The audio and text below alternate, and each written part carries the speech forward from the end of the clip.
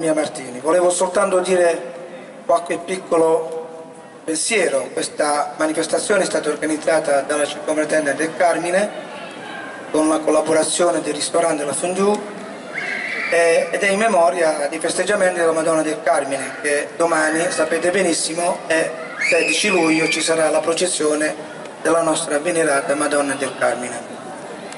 Io innanzitutto volevo ringraziare chi ci ha dato la possibilità di poter fare questa manifestazione, innanzitutto il sindaco, il nostro avvocato professor Chieco e l'assessore Filograno, che ci ha inseriti nel suo programma Innesti d'estate, quindi un grazie particolare a loro per averci dato questa possibilità. Un grazie a voi che siete qui presenti, che avete accettato il nostro invito, ma anche, va detto, un grazie anche al comandante dei Vigili Urbani e dei Carabinieri che ci ha consentito con l'ordine pubblico di poter stare qui in questa piazza.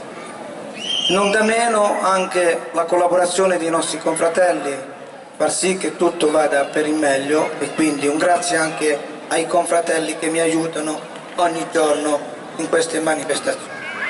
Non voglio dire altro, alla fine ci saranno i ringraziamenti finali. Vi auguro una buona serata e buon divertimento a tutti. Grazie.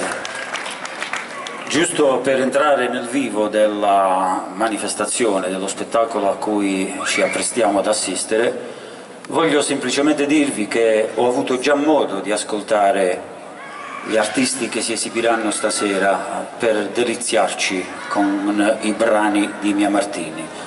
Li ho ascoltati a Trani in una sera d'inverno e devo dire che quando, penso che sia un sentimento un po' comune, quando si ascolta, quando si vede, quando ci si diverte in qualcosa di bello, magari ognuno pensa di poter condividere quel momento con le persone che ha più a cuore, amici, parenti, conoscenti. Ed è quel pensiero che mi è venuto subito in mente quando ho sentito questa musica, quando ho sentito questi brani. Ho pensato tra me e me, questa cosa è da fare a Ruvo, e grazie alla confraternita del Carmine, di cui mi onoro di far parte, siamo riusciti ad organizzare questa serata. Non vi aggiungo altro perché non voglio annoiarvi, andiamo subito a quello che è lo spettacolo. Il nome dice tutto, non sono Mimì, ma puntini, puntini, puntini. Buon ascolto.